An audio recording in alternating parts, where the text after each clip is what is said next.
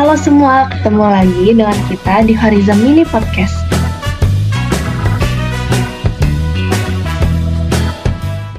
Gimana nih kabarnya sahabat-sahabat Hospar? Semoga baik-baik aja ya. Nah, ada pepatah bilang, tak kenal maka tak sayang. Makanya yuk kenalan dulu. Kenalin ya, aku Gracia, mahasiswi semester 2 jurusan Hospitality and Tourism. Di podcast kali ini, kita bakal ngebahas tentang permasalahan yang paling sering ditanyakan oleh para mahasiswa, yaitu tentang IPK dan organisasi. Di sini, kita bakal kedatangan narasumber yang spesial banget. Udah pada penasaran belum nih siapa narasumbernya? Yuk langsung aja kita kenalan sama narasumbernya. Halo Ci Vivian. Halo Gracia, halo teman-teman Hospar. Thank you ya buat kesempatannya nih. Aku boleh sharing-sharing nih bareng sama teman-teman Hospar. Iya. Oh ya Ci, sebelumnya Cici boleh dong kenalin diri dulu nih secara singkat. Oke, boleh. Halo teman-teman Hospar, halo semuanya. Perkenalkan, nama aku Vivian Angela. Saat ini aku adalah mahasiswi aktif semester 8 di Universitas Bunda Mulia, Kampus Serpong, dan jurusan peminatan aku itu Food and Beverage gitu. Jadi sekarang kesibukannya adalah lagi proses menyusun skripsi gitu. Oke, mungkin kita langsung aja ya Ci masuk ke pertanyaannya. Boleh. Oke, pertanyaan pertamanya nih, kira-kira organisasi itu mempengaruhi IPK nggak sih, Ci? Jadi sebenarnya kalau buat aku pribadi, organisasi itu nggak mempengaruhi IPK sama sekali gitu, karena IPK sama organisasi itu dua hal yang berbeda gitu. Jadi kalau organisasi itu buat aku lebih ke kayak social networking kamu, terus lebih ke buat pengembangan diri, buat kerjasama bareng-bareng sama teman-teman kamu. Jadi kalau IPK tuh ya lebih ke pembuktian hasil kamu selama ini belajar, apa yang udah kamu pelajarin ya kamu buktiinnya lewat IPK gitu. Jadi buat aku ya itu dua hal yang berbeda gitu, dan enggak ya sebenarnya ada sih mungkin buat sebagian orang itu ya dua hal yang kayak ya bertabrakan lah gitu, mungkin karena organisasi kan kalau kita tahu biasanya di organisasi tuh banyak event-event, banyak kayak kegiatan-kegiatan yang bikin kita ya mungkin pulang lebih malam, lebih daripada teman-teman yang lain gitu. Jadi mungkin kegiatannya lebih banyak, jadi pas sampai rumah tuh udah capek, udah males lah mungkin kerjain tugas, atau udah maksimal buat kerjain tugas tuh udah males gitu. Jadi mungkin mempengaruhi ke nilai gitu akhirnya. Jadi ya itu mungkin buat sebagian orang aja sih, tapi yang sejauh yang aku tahu ya jarang sih sebenarnya yang mempengaruhi sampai organisasi itu mempengaruhi IPK gitu. Malah kita bisa belajar buat ngatur waktu ya Ci kalau ikut organisasi itu. Iya benar banget, jadi ikut organisasi itu belajar bagi waktu, belajar time management supaya supaya kita tuh belajar time management lah gitu. Nanti kalau kita kerja kan juga banyak kan kerjaan kita, mungkin nggak cuma kerjaan tuh nggak cuma di kantor aja, atau kerjaan tuh nggak cuma di tempat itu aja gitu, tapi kita harus ketemu sama orang-orang baru, ketemu sama klien, ketemu mungkin handle tamu. Jadi ya itu belajar lah gitu, menyesuaikan waktu gitu. Jadi penting sih. Iya, berarti sebenarnya ikut organisasi itu kita pasti dapat poin plusnya ya Ci. Nah, kalau tadi kan itu salah satu poin plusnya kita dapat mengatur waktu. Kira-kira ada apa lagi nggak Ci yang jadi poin plus kalau kita ikut organisasi gitu? Jadi poin plus kalau kita organisasi seperti yang kita tahu ya, kalau misalnya di CV tuh banyak kan kayak orang-orang tuh CV yang anak-anak zaman sekarang tuh kelihatan lah gitu penuh gitu CV-nya. Oh pernah ikut organisasi ini, pernah ikut organisasi itu tuh udah jadi waktu kamu nanti nih mau ngelamar kerja itu tuh kan pasti dilihat, oh iya berarti dia aktif nih dalam organisasi, berarti dia banyak bersosialisasi, banyak kerja sama tim dia, itu kan teamwork kan. Jadi kayak udah mulai kelihatan lah gitu hal-hal positifnya. Oh berarti dia bisa nih kerja sama timnya, itu bagus. Terus mungkin belajar dari public speaking juga, karena kan kalau kamu kerja sama teman-temanmu kan maksudnya nggak sendirian aja gitu, kamu juga harus banyak komunikasi sama mereka, itu juga sangat melatih gitu. Terus kayak punya ide-ide yang kreatif, yang inovatif, itu juga penting banget sih gitu. Kalau menurut Ci sendiri, misal kita dapat IPK yang tinggi, itu tuh sebenarnya membuat kita bangga nggak sih Ci? Terus apa sih poin plusnya kalau kita punya IPK yang tinggi? Jadi kalau punya IPK tinggi, siapa sih yang gak bangga gitu? Kayak kalian, kalau misalnya kalian dapat nilai yang sempurna, dapat A, pasti bangga gitu. Jadi kalau punya IPK tinggi tuh pembuktian diri kamu gitu. Selama ini kamu udah berjuang, kamu udah ngeluarin tenaga, ngeluarin waktu, banyak lah yang kamu mungkin luangin buat bisa mencapai IPK tinggi itu, ya itu pembuktian diri kamu lah gitu. Jadi kamu patut bangga dengan IPK itu hasil kerja keras kamu loh gitu. Dan benefit tadi kamu tanya apa? Benefit IPK tinggi ya? Iya. Oke, jadi benefit IPK tinggi ya pasti nanti perusahaan juga akan lihat gitu waktu kamu daftar di CV kan itu dicantumin kan GPA-nya. Nah, jadi kelihatan lah gitu. Jadi perusahaan juga tahu selama ini, oh kamu belajar nih di kampus, berarti kamu dapetin sesuatu, kamu dapetin ilmu, dan itu ya dibuktikan lewat IPK kamu. Mungkin kalau sekarang kita tahu banyak orang-orang yang bilang kayak enggak, IPK nggak dilihat. Oh enggak, di kenyataannya tuh IPK ya tetap dilihat gitu. Gimana kamu mau membuktikan diri kamu ke perusahaan kalau misalnya IPK kamu mungkin di bawah 3 gitu, perusahaan juga lihat, oh berarti selama kuliah kamu nggak dapetin apa-apa dong, cuma segini gitu ya. Mungkin gitu, itu mungkin banyak orang berasumsi seperti itu, tapi ya kenyataannya tetap dilihat gitu, dan itu ya penting gitu untuk buat diri kamu sendiri. Gitu ya Ci. Oh ya Ci, bagi sebagian orang kan ada nih yang ngerasa dapat IPK yang tinggi tuh kayaknya susah banget. Nah Cici tuh ada nggak sih tips dan triknya buat kita supaya bisa dapat IPK yang tinggi, Ci?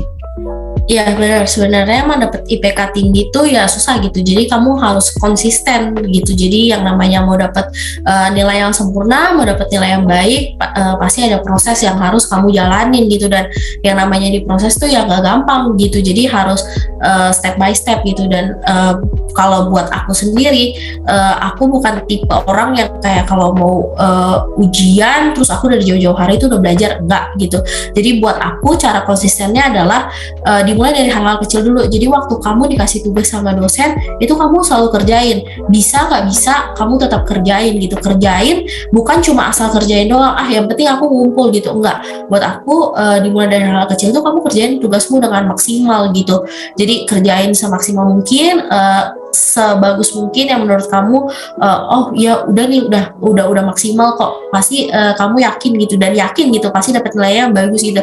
Karena kalau misalnya tugas nih kamu nggak kerjain, terus amit-amit di UTS atau di UAS kamu nilainya ternyata kecil banget nih, terus kamu nggak kerjain tugas, kan kalau dikalkulasiin otomatis langsung jatuh dong. Tapi waktu kamu kerjain tugas, semua tugas kamu kerjain dengan maksimal, itu kan nilainya dikumpulin nih, dikumpulin sedikit-sedikit, lalu nanti dikalkulasi waktu misalnya UTS atau UAS kamu misalnya nilainya kurang nih, tapi kan ada tertolong sama tugas, itu kan akhirnya jadi bantu ningkatin nilai kamu gitu. Jadi tips and trick dari aku itu ya dimulai dari hal-hal kecil dulu gitu. Kamu harus, ya namanya mau dapet nilai bagus harus berproses gitu. Jadi buat aku pinter itu relatif ya sebenarnya menurut aku. Yang paling penting nomor 1 itu rajin. Jadi kamu harus rajin. Buat apa kamu pinter tapi kamu nggak rajin gitu? Kamu cuma pinter tapi kamu nggak ngelakuin apa yang dosen kamu minta gitu. Jadi buat aku rajin itu yang nomor 1 gitu. Kalau kamu rajin, kalau kamu itu udah rajin, aku percaya sih pasti kalian bisa dapat IPK tinggi gitu. Pasti berarti harus ada effort lebih ya, Ci? Yes, benar banget. Mau dapet sesuatu yang sempurna itu effortnya harus lebih ekstra lah. Gitu.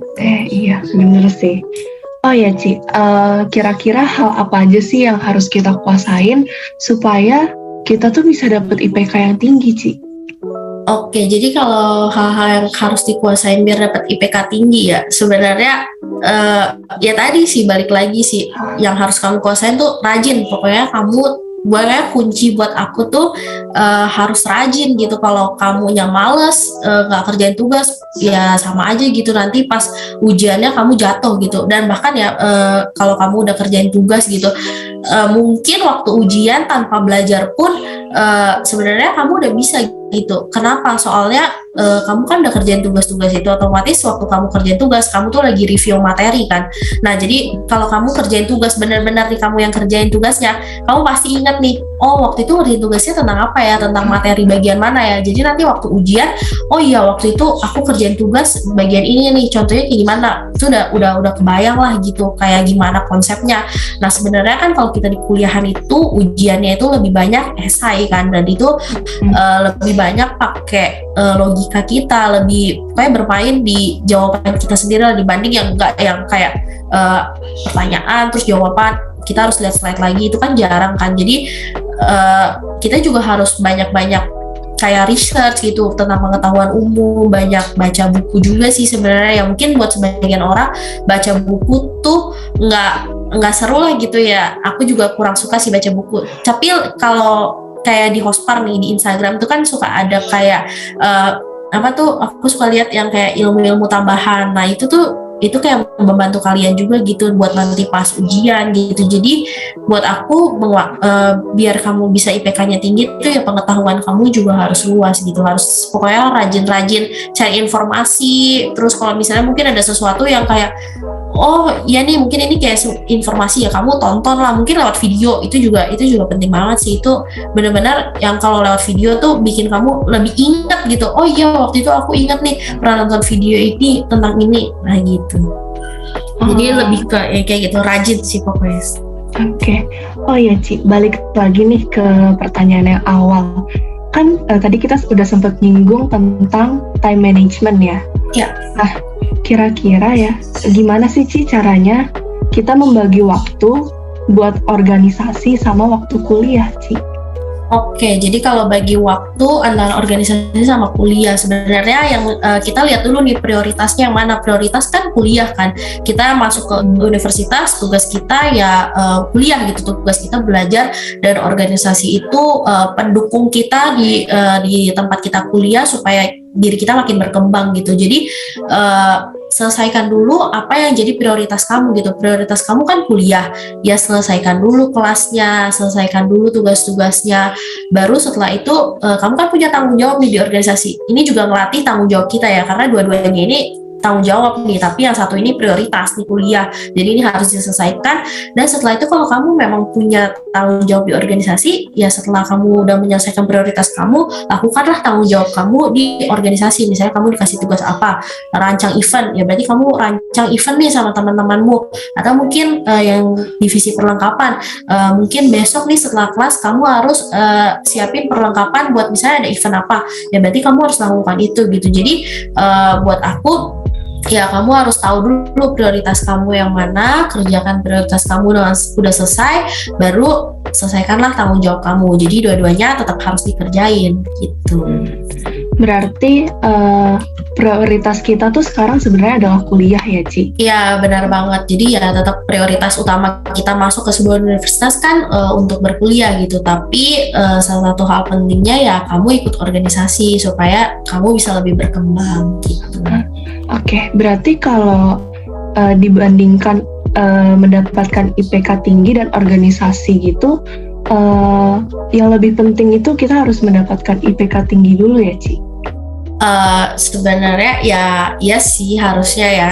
Kalau kamu udah kan, karena syarat masuk organisasi juga gitu, dilihat dulu IPK-nya. Kalau IPK kamu ternyata di bawah dari 3, setahu aku itu tidak bisa masuk ke dalam organisasi. Kenapa? Karena organisasi juga udah ngelihat, oh kamu aja di dalam prioritas kamu waktu kuliah, kamu aja gak dapetin nilai yang mungkin gak dapet nilai yang terbaik lah. Ya mungkin kelihatannya kayak mungkin kamu malas atau kamu gak maksimal. Kalau kamu di prioritas kamu aja kamu gak maksimal, gimana kamu mau kerja bareng nih di dalam organisasi ini gitu. Jadi organisasinya juga nggak bisa bangkit gitu, karena mungkin bisa aja kita menghambat juga nih gitu. Jadi buat aku ya mungkin ya benar sih, yang paling pertama itu ya IPK-nya harus tinggi dulu. Itu membuktikan bahwa diri kita mampu nih, prioritas kita aja udah mampu dimaksimalin, di organisasi juga kita pasti akan bisa bantu maksimalin organisasi ini gitu. Jadi ya prioritas utama ya pasti IPK dulu, baru setelah itu kamu baru ikut organisasi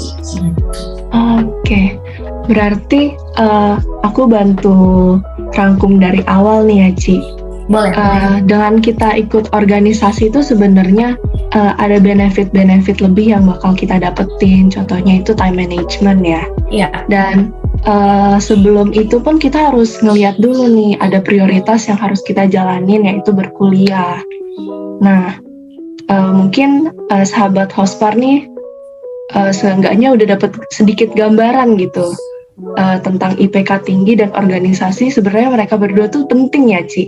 Ya, benar-benar penting. Oke, nah sayang banget nih kita padahal lagi seru banget nih membahasnya ya, Ci.